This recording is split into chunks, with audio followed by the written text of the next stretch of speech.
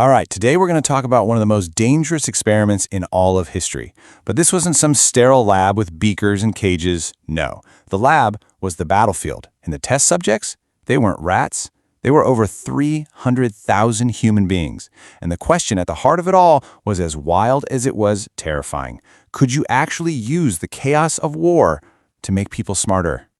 Okay, so let's set the scene. It is 1966. The U.S. is completely bogged down in Vietnam. They're just burning through money, weapons, and worst of all, lives.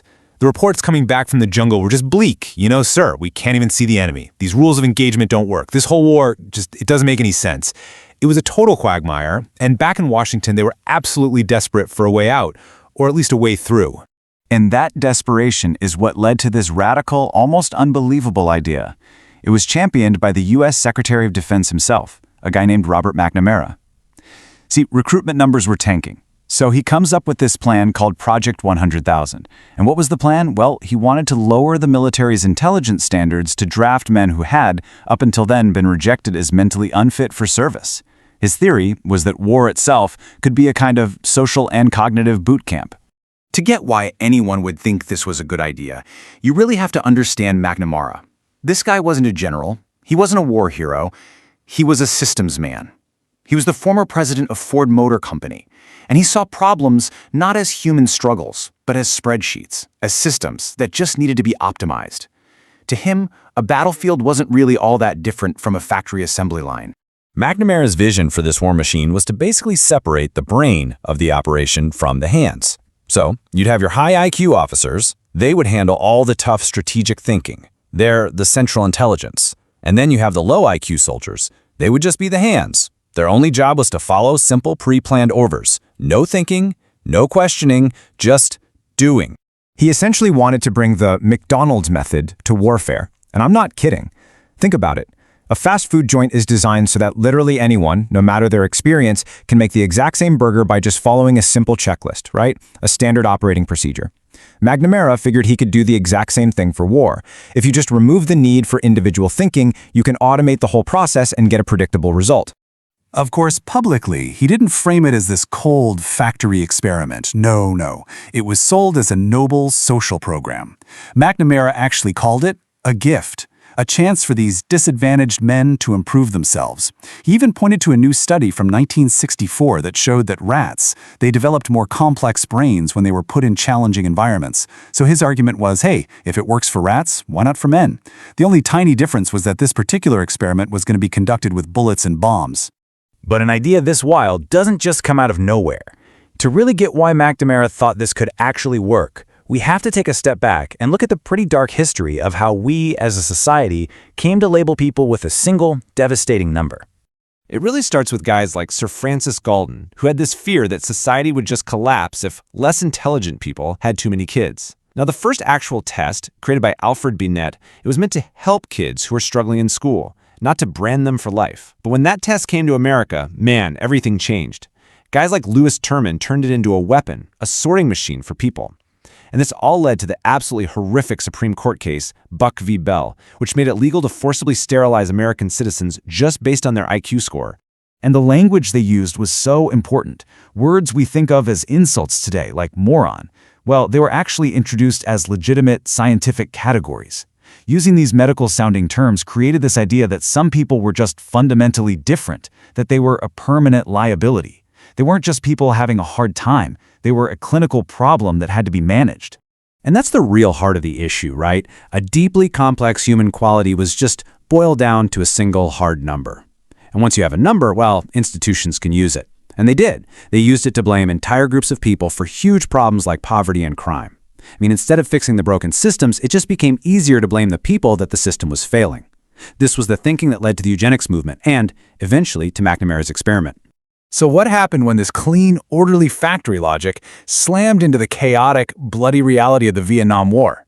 For years, nobody knew. The truth was buried. But then, in 1971, the Pentagon Papers were leaked, and the horrifying results of Project 100,000 were finally brought into the light. The numbers were just staggering. The men drafted under this program, who were cruelly nicknamed McNamara's morons by their fellow soldiers, they died in combat at a rate 3 times higher than everyone else. 3 times. Just let that sink in for a second. And for the ones who actually survived the bullets, the mental toll was somehow even worse. The rate of severe psychological trauma, what we now know as PTSD, it was up to 5 times higher for these men. Their minds became casualties of war, just as much as their bodies.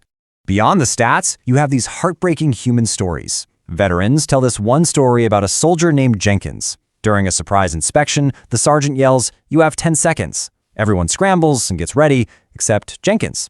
The sergeant looks down, and Jenkins is wearing 2 left boots, so he gives him another 10 seconds.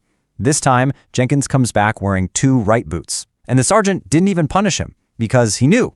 He'd seen it again and again, soldiers who would just freeze under fire or load the same weapon twice, totally unable to perform even the simplest tasks when under extreme stress. So what about McNamara's big promise of social uplift? Did the war make them better? Well, researchers tracked these men for decades after the war and compared them to a group of men from similar backgrounds who were never drafted. The results were just a total disaster. There was zero evidence their IQs increased at all. After the war, their employment rates, their mental health, their lifetime earnings, they were all significantly worse than the men who stayed home. The war didn't build them up, it shattered them. So the big question is, why? Why did it fail so catastrophically? Why were these men, who could follow orders perfectly well back in training, so likely to have a complete breakdown on the battlefield? The answer, it turns out, is in the neuroscience of a brain under fire. Okay, try to imagine a combat scenario. You got gunfire to your left, you're on uneven ground, radio commands are buzzing in your ear, there's smoke ahead, your buddy is down. That's a lot of variables. A high IQ brain can take all that information and instantly chunk it into maybe 3 simple concepts: enemy pressure, bad terrain, make decision now. But a lower IQ brain can get overwhelmed. It tries to process every single piece of information one by one, in a line. And the result? Total system overload. Panic. You freeze. This all comes down to a simple biological reality. Intense life-or-death stress causes your working memory, which is kind of like your brain's RAM, to shrink by as much as 40 or 50%. Now, if you start with a lot of mental RAM, that drop is manageable. You can still function. But if your baseline is already low, a 50% drop means a total system collapse. Your brain just shuts down. And that, right there, was McNamara's fatal error. He was a brilliant systems designer, no doubt about it. But he completely misunderstood the single most critical component in his system, the human brain. His neat and tidy factory logic, it had no column for panic, no variable for the biological shutdown that happens when a person is fighting for their very life.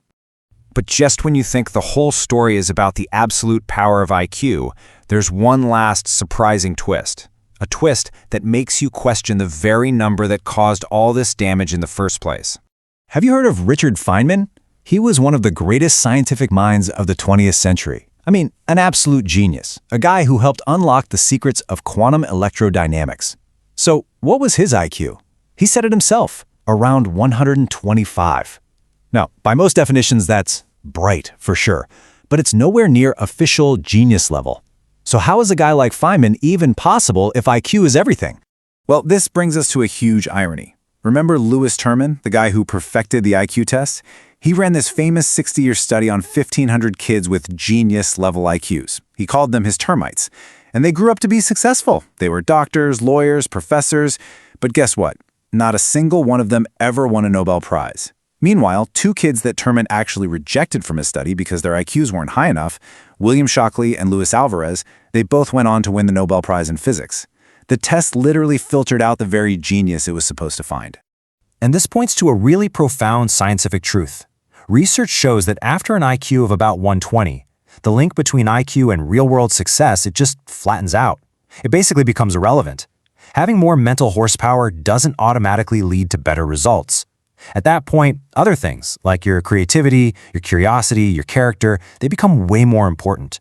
The critical question isn't how fast your brain works, it's what problems you choose to work on. Which really leaves us with this final thought. In our obsession with trying to measure intelligence, with finding that perfect number that defines a person's worth, maybe we've been asking the wrong question the whole time. Maybe the true measure of a mind isn't its raw processing speed at all, but the quality of the questions it asks, the beauty it creates, and the problems it dedicates itself to solving.